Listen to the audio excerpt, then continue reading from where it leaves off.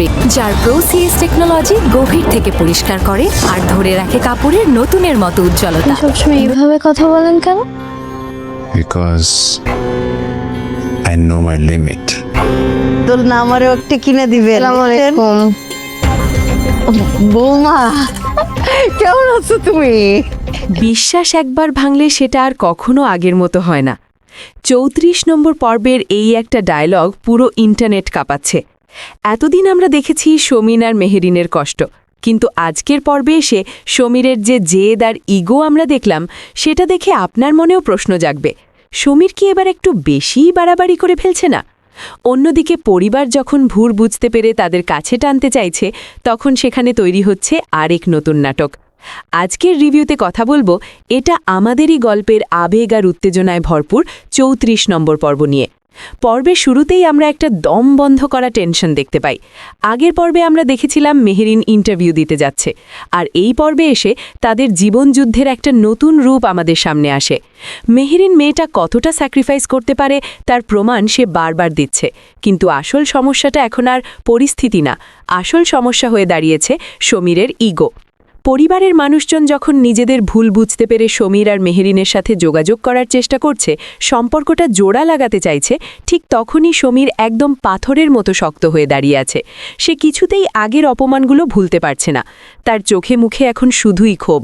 একজন ক্ষমা চাইতে আসছে, কিন্তু আরেকজনের ইগো সেখানে দেওয়াল হয়ে দাঁড়াচ্ছে। এই দৃশ্যগুলো দেখতে দেখতে আপনার নিজেরও মনে হবে, আসলেই তো, যে মানুষগুলো একসময় এত অপমান করেছে, হঠাৎ করে তাদের ক্ষমা করে দেওয়াটা কি এতই সহজ? বিশেষ করে চোখের এক্সপ্রেশন আর নীরবতা দিয়ে সমীর আর মেহেরিন এই পর্বে যে অভিনয় করেছে, তা এক কথায় মাস্টারপিস। পরিচালক এম কামাল রাজ এখানে কোনো অতিরঞ্জিত চিৎকার চেঁচামেচি রাখেননি, বরং সাইলেন্স দিয়ে টেনশনটা ধরে রেখেছেন। এরপর আসি সম্পর্কের টানাপোড়নের জায়গায়। ফাহাদ আর সায়রার জীবনেও একটা নতুন বাঁক এসেছে। সায়রার বাবার দাওয়াতে ফাহাদের বাবা মা যাওয়ার পর সেখানে যে মনস্তাত্ত্বিক খেলাটা চলেছে, সেটা ছিল এই পর্বের অন্যতম হাইলাইট। দুই পরিবারের স্ট্যাটাস আর ইগোর লড়াইটা স্ক্রিপ্টে খুব সুন্দরভাবে ফুটে উঠেছে। কিন্তু এপিসোডের আসল চমকটা ছিল একদম শেষের দিকে। এমন একটা অপ্রত্যাশিত সিদ্ধান্ত নেওয়া হয় যা পুরো গল্পের মোড় ঘুরিয়ে দিয়েছে। শেষ দৃশ্যে যখন একটা দরজা বন্ধ হওয়ার আওয়াজ হয় এবং সাথে সাথে ক্যামেরা ফ্রিজ হয়ে যায়, ওই সিনটা জাস্ট গায়ে কাটা দেওয়ার মতো। মনে হচ্ছিল যেন শুধু একটা দরজা বন্ধ হলো না, বরং কোনো একটা সম্পর্কের রাস্তা চিরতরে বন্ধ হয়ে গেল। সব মিলিয়ে ৩৪ নম্বর পর্বের মূল মেসেজ একটাই, সম্পর্ক শুধু ভালোবাসায় টেকে না, সম্মান আর বিশ্বাস সমানভাবে জরুরি। আর ইগো কিভাবে একটা সুন্দর সম্পর্ককে শেষ করে দিতে পারে, সমীর তার জ্বলজ্বন্ত প্রমাণ। আপনাদের কি মনে হয়, সমীর যে তার পরিবারের কাউকে ক্ষমা করতে চাইছে না, এটা কি তার ইগো নাকি আত্মসম্মান? এখানে দোষটা আসলে কার বেশি?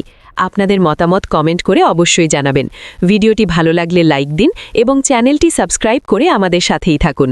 দেখা হচ্ছে আগামী পর্বের রিভিউর সাথে।